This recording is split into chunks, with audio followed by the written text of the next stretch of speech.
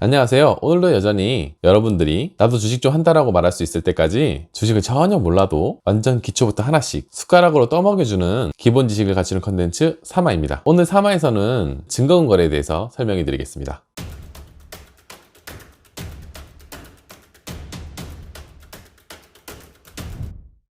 실제로 주식을 거래하는 방법은 세 가지가 있습니다. 일반 거래, 증거금 거래, 신용 거래가 있는데요. 증거금 거래를 이해하시려면 예수금에 대한 이해가 필요하니 예수금에 대한 설명이 필요하신 분은 전편 예수금에 대한 영상을 꼭 보시고 시청을 해주시길 바랍니다. 전편을 한 번 더 정리하자면 예수금은 자신의 주식 계좌에 있는 현금입니다. 만약 내 주식 계좌에 투자를 위해 100만 원을 입금했으면 내 예수금은 100만 원이 된다고 했죠. A라는 회사의 주식 한 주가 100만 원이고 내가 이 주식 한 주를 구매한다면 100만 원은 투자금이 되고 남은 나의 예수금은 0원이 됩니다. 우리가 생각하는 일반적인 거래는 이런 방식입니다. 여기서 증거금 제도란 내가 가진 예수금보다 더 많은 주식을 살 수 있게 투자금을 일시적으로 지원하는 제도를 뜻합니다. 증거금은 계약금이라고 생각하시면 됩니다.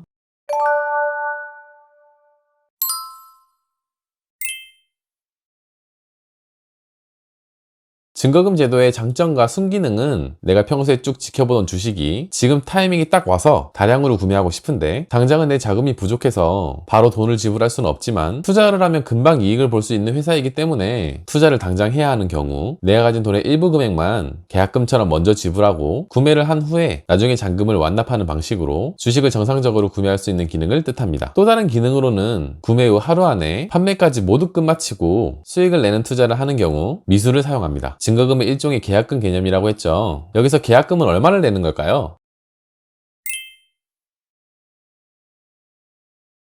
계약금의 비율, 즉 증거금의 비율이죠. 증거금률은 개인이 마음대로 정할 수 없고 각 증권사마다 회사별로 증권사가 지정한 만큼의 최소한의 증거금을 주고 주식을 발행받을 수 있습니다. 참고로 삼성증권은 증거금 비율이 20, 30, 40, 100%만 있으며 증거금 비율은 증권사마다 다릅니다. 보시는 것과 같이 주식을 구매하기 전 종목을 보면 하단에 증숫자와 신숫자가 있는데요. 증숫자가 증거금의 비율을 나타내는 것입니다. 여기서 계약금처럼 지출한 증거금 외에 나머지 잔금은 예수금 정산기간과 동일하게 2일 뒤에 정산이 되어 납부가 되니 잔금은 2일 안에 돈을 마련해 두면 됩니다. 간단하게 예를 들어 봅시다.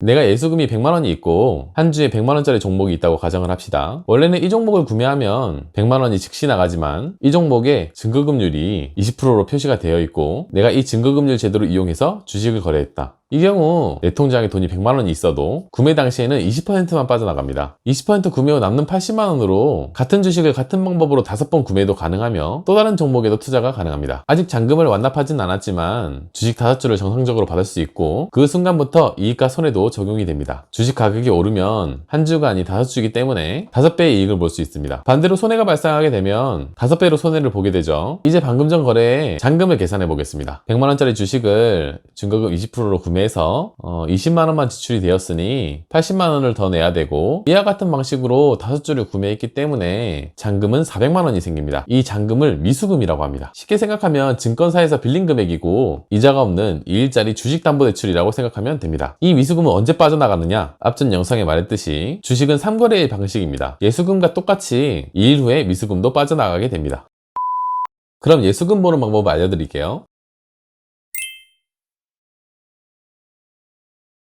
내 증권 계좌에 투자를 위해 150만원을 입금하면 나의 예수금은 150만원이 됩니다. 월요일날 100만원짜리 종목을 증거금 20%에 한 주를 구매하면 20만원은 바로 결제가 되며 증거금은 잡히고 150만원에서 20만원이 사용되었지만 3일 결제 방식으로 2일 뒤에 돈이 빠져나가기 때문에 예수금은 그대로 150만원이 표시가 됩니다. 투자 가능한 금액은 20만원이 빠진 130만원이 남겠죠. 다만 이틀 뒤에는 방금 지출된 증거금 20만원을 포함한 잔금 80만원의 미수금이 빠지기 때문에 총 100만원이 결제되어 D 플러스 A는 50만원이 표시됩니다. 2일 뒤에 100만원이 다 결제되는 셈이죠. 하지만 2일 안에는 130만원으로 투자가 더 가능합니다. 하루가 지나서 화요일에 D 플러스 1 예수금은 오늘로 넘어와서 예수금은 150만원이고 D 플러스 2였던 50만원은 D 플러스 1로 하루가 옮겨오고 D 플러스 2는 오늘은 아직 아무것도 한 게 없으니 변화 없이 똑같이 50만원입니다. 투자는 그대로 130만원이 가능합니다. 투자 가능한 130만원으로 오늘은 100만원짜리 종목을 증거금 60%를 주고 구매하면 100만원의 60%인 60만원이 증거금으로 지출이 되며 투자 가능한 금액은 130만원에서 60만원이 빠진 70만원입니다. 증거금은 첫날과 합산되어 80만원이 됩니다. 방금 지출된 증거금 60만원과 잔금 40만원은 오늘 기준으로 이틀 뒤에 결제되기 때문에 D+2는 50만원에서 100만원이 빠진 마이너스 50만원이 됩니다. 이 경우 D+2에 미수가 발생되기 때문에 미수를 안 만드시려면 오늘 다른 주식을 팔거나 현금을 입금하여 마이너스를 없애고 하루를 마감해야 됩니다. 미수 그대로 다음날로 넘겨볼게요. 다음날 수요일이 되면 월요일에 결제된 내용이 반영됩니다. 증거금 80만원에서 첫날 증거금인 20만원이 지출되어 없어지고 60만원이 되며 출금 가능한 현금과 투자 가능한 현금이 출금을 하듯이 결제가 되기 때문에 바뀌게 되는데요. 출금 가능한 현금과 투자 가능한 현금이 0원이 됩니다. 예수금도 출금을 하듯이 0원이 되고요. 결론적으로 150만원 투자금을 시작해서 첫날 100만원 거래 후 둘째 날에 거래한 100만원도 내용이 반영된 마이너스 50만원으로 표시가 되죠. 경우에서 두 번째입니다. 실제로 미수금을 이용하시는 분들을 위해 제가 실제로 거래를 해볼게요. 제가 증권계좌에 만원을 입금해서 예수금이 만원이 있습니다. 미수를 거래하는 방법은 따로 특별한 방법 없이 미수 사용이 허용되어 있는 상태로 거래를 할 경우 미수 우선으로 거래가 됩니다. 내가 일부러 미수 미발생을 지정하면 미수가 발생되지 않지만 따로 지정을 안 하면 구매 시 미수로 계속 거래가 됩니다. 예수금은 만원, D+1도 만원이고 D+2도 만원인데 여기서 제가 만원짜리 주식 한 주를 증거금 30%로 구매를 하면 증거금은 3,000원, 출금 가능 금액은 7,000원, 투자 가능 금액도 7,000원이어야 하는데 이와 같이 증거금은 1,498원, 출금 가능 금액은 8,502원, 투자 가능 금액도 8,502원인 경우가 있습니다. 왜일까요? 일단 D+2가 마이너스 39원인 경우는 만원을 주고 샀지만 거래 수수료가 발생되어서 적용이 된 것입니다. 자세히 보면 증거금이 1,498원이고 메뉴 두 번째 대용금을 보시면 대용금도 1,498원인데 내투자금 50%에 대용금 50%가 반영되어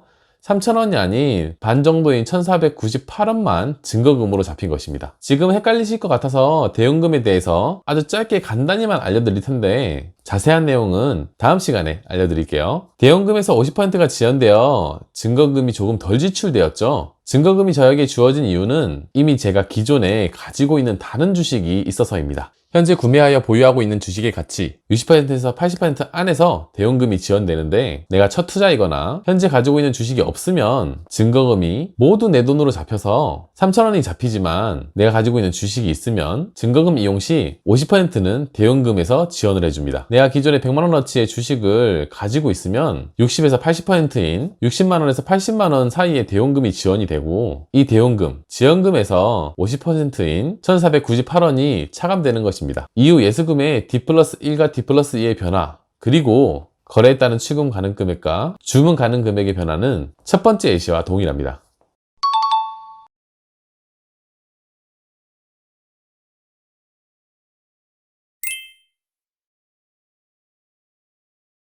간단하게 증거금은 계약금이고 미수금은 나머지 잔금이라고 생각하시면 됩니다. 미수금은 마이너스로 표시가 되며 마이너스가 발생되면 돈을 넣어줘야 하는 미수가 진행되고 있는 점을 참고하셔야 됩니다. 미수금은 유효기간 2일에 무이자 주식담보대출이라고 생각하시면 됩니다. 미수금은 2일 안에 꼭 지불해야 하며 지불이 안 될 경우에 따라 두 가지 페널티를 받습니다.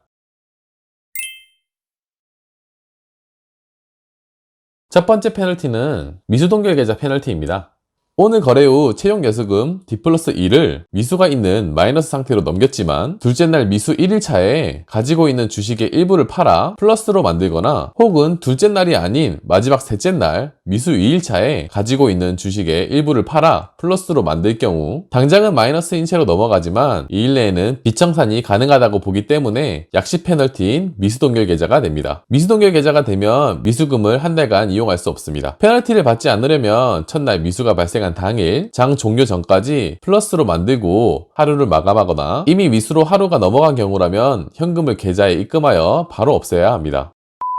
두 번째 페널티는 오늘 예수금이 미수가 있는 상태로 넘어가게 되고 1일과 2일 모두 마이너스인 경우 즉 거래 첫날부터 둘째 날, 셋째 날까지 미수 청산이 완벽히 안 된 마이너스 상태로 예수금을 넘겨버리는 경우 가지고 있는 보유 주식들이 강제로 팔려서 자동으로 미수금을 정산하게 되는 반대 매매를 당하게 됩니다. 앞전 영상에서 말씀드렸듯이 반대 매매가 무서운 점은 내가 가지고 있는 주식이 증권사 입장에서 무조건 팔려야 되기 때문에 그날 그 주식 가격 중 제일 싼 가격으로 시장에 나오기 때문에 개인은 손해를 더 막심하게 볼 수밖에 없습니다.